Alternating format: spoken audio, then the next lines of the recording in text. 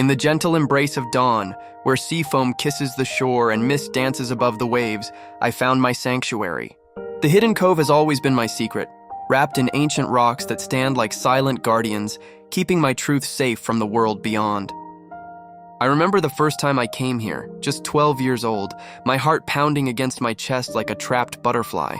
The way the water called to me, it wasn't like anything I'd ever known. Not like the call of a friend at recess or my mother's voice at dinner time. No, this was different. This was something that echoed in my bones, sang in my blood. You see, I always knew I wasn't like the other kids at school. While they dreamed of becoming doctors, teachers, or astronauts, I dreamed of the depths. When they splashed in puddles, I yearned for the ocean's embrace. Their world was contained within the boundaries of the playground. Mine stretched as far as the horizon and beyond. Every morning, before the sun fully claims the sky, I make my way here. Barefoot steps in cool sand, each one bringing me closer to who I really am. The rocks around me hold memories of countless transformations, of moments when fear and wonder dance together in my heart. I check once, twice, making sure I'm alone. It's not that I'm ashamed. How could anyone be ashamed of something so magical? But the world isn't always ready for magic, for things it can't explain. So I keep this part of me hidden like a pearl in an oyster. The water welcomes me home as I wade in, cool at first, then warming to my touch. And then it happens, that moment of pure magic that still takes my breath away, even now. My legs begin to shimmer, like sunlight playing on waves. The transformation is gentle, beautiful, as natural as breathing. Where once were legs, now gleams a tail, scales catching the early morning light like scattered diamonds. This is who I am. Not just a girl, not just a student, not just someone's daughter. I am the bridge between two worlds, carrying the magic of the sea within me. And here, in this quiet cove as dawn breaks over the horizon, I am finally, completely free. Humans talk about finding themselves, about becoming who they're meant to be. But for me, it was never about finding.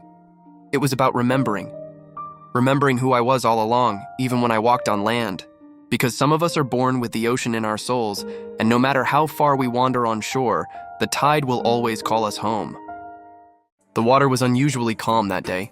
The kind of stillness that makes you hold your breath, like the ocean itself is waiting for something to happen. I'd grown up here in this small coastal town where everyone knew everyone, and secrets were as rare as snow in summer. Or at least that's what I thought. It was just another Tuesday afternoon when I first caught wind of the whispers. You know how news travels in small towns, like ripples in a pond, spreading outward until they reach every shore. I was at the local diner, picking up my usual coffee, when I overheard two tourists talking excitedly about something they'd seen off the coast. A sea creature, they said, their voices hushed but electric with excitement.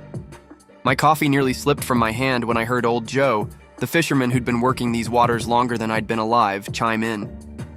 "Wasn't no dolphin," he said, his weathered face serious. "Had human eyes, that one did." The way he said it sent chills down my spine, and my stomach twisted into knots. I'd been so careful lately, or at least I thought I had. The night swims, the secret moments beneath the waves. I'd always made sure to wait until the beach was deserted, until the last tourist had packed up their umbrella and headed home. But maybe careful wasn't careful enough. The sun set that evening in a blaze of orange and pink, like the sky was on fire. I found myself drawn to the shore, as I always was when my thoughts became too heavy to carry. The sand was cool beneath me as I sat there, watching the waves dance under the moonlight. "Maybe I should stop," I whispered to the moon, my voice barely audible over the gentle lapping of the water. "Maybe it's too dangerous." But even as the words left my lips, I felt it, that familiar pull, like an invisible thread tugging at my heart. The sea called to me, its song as ancient as time itself. It always had from my very first breath. It was more than just a body of water. It was home, it was freedom, it was who I was. The light of the moon painted silver pathways across the water, seemingly leading right to the horizon. And I knew deep in my soul that no matter how dangerous it might be, no matter how many whispers circulated through town, I couldn't stay away. The sea was in my blood as surely as the salt was in its waves.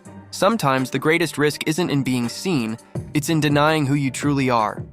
The ocean was restless that day, its waters stirring with untold secrets. I'd always known there was something different about me, something that set me apart from the other merfolk in our colony. Maybe that's why I couldn't sleep that night, tossing and turning in my coral bed as the bioluminescent creatures danced outside my window. The next morning, I did what I always did when my thoughts became too heavy. I swam. But this time was different. I pushed myself farther than ever before, my tail propelling me past the familiar boundaries of our territory. The coral caverns beyond the sandbar beckoned to me, mysterious and unexplored. Schools of silver fish parted before me like curtains of living mercury, their scales catching the filtered sunlight from above. The seaweed reached out with its emerald fingers, as if trying to tell me something, to guide me deeper. I don't know what drew me to that particular spot. Maybe it was destiny, or maybe it was something else entirely, the same force that had been pulling at my heart for as long as I could remember. That's when I saw it. There, nestled in the dark sand like a forgotten star, was a silver pendant. It was the most beautiful thing I'd ever seen, shaped like a perfect seashell and emanating a soft, pulsing light that seemed to come from its very core. My fingers trembled as I reached for it, brushing away years of settled sand. The moment my skin touched the cool metal, everything changed. It was like being struck by lightning, but instead of pain, there were memories. Memories that weren't mine. I saw a woman, beautiful and fierce, swimming these same waters generations ago. I felt her joy, her determination, her love for these waters. And then I heard the voice, clear as crystal, yet somehow ancient as the tide itself. You have her heart, Marin. Protect the sea like she did. The words resonated through my entire being, and suddenly everything made sense. Why I'd always felt different. Why the ocean seemed to speak to me in ways it didn't to others. This wasn't just a pendant. It was a legacy, a responsibility passed down through time, waiting for someone who could carry it forward. And somehow, in the deepest part of these waters, it had found me, or perhaps I had finally found it. As I clutched the pendant to my chest, watching its glow merge with my own heartbeat, I knew my life would never be the same.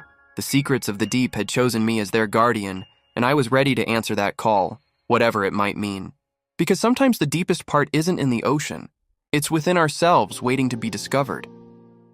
The sun was setting over the cove, painting the water in shades of amber and rose.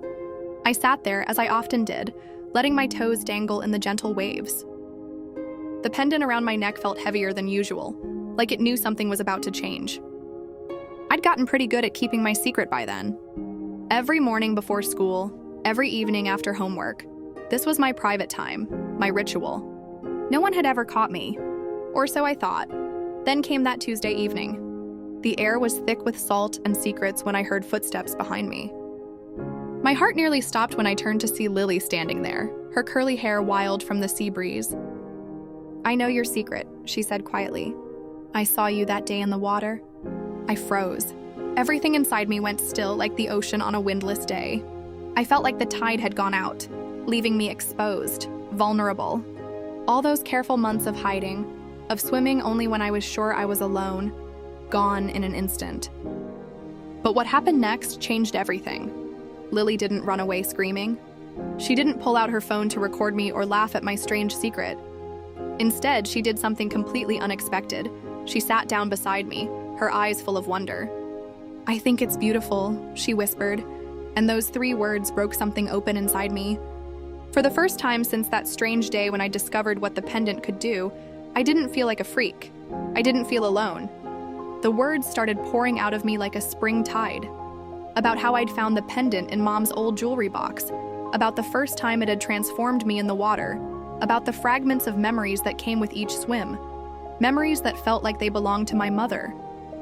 Lily listened to everything, her eyes growing wider with each detail. When I finally fell silent, she reached out and touched the pendant gently. I think she left it for you, she said, her voice soft but certain. Maybe she's still out there, somewhere in the ocean, waiting for you to find her. Those words lit a spark of hope in my chest that I hadn't even known was possible. For years, I'd thought Mom's disappearance was the end of her story. But maybe, just maybe, it was only the beginning of mine. As the last rays of sunlight danced across the water, Lily and I sat there, plotting and dreaming. For the first time, I had someone to share this magnificent secret with, someone who understood. And somehow that made the mystery of my mother feel less like a wound and more like an adventure waiting to unfold. The ocean stretched before us, endless and full of possibilities. And now I wasn't facing those possibilities alone. The horizon was painted in shades of gray that morning, as storm clouds gathered like silent witnesses to what was about to unfold. I remember standing there at the edge of our familiar cove, My fingers wrapped tightly around the pendant that had been my constant companion for so many years. The sea wasn't its usual gentle self. No, it was wild, untamed, calling out to something deep within me. You know that feeling when you're about to do something that will change everything? That's what was coursing through my veins as I stood there, watching the waves crash against the rocks below. The wind whipped my hair around my face, carrying with it the salty promises of answers I'd waited a lifetime to hear. I took one last breath of the storm-charged air and dove in. The transformation was instant. Above me, the storm raged on, but down here was a different world entirely. The water around me was alive, dancing with streaks of ethereal light that seemed to pulse in perfect harmony with my heartbeat. The pendant at my neck grew warm, its rhythm matching the symphony of the sea. Then it happened. The water before me began to part, like curtains being drawn back in a theater, and through this aquatic gateway emerged a figure that made my heart stop. The grace, the power, the familiar curves of her face. I knew her instantly, even though it had been so long.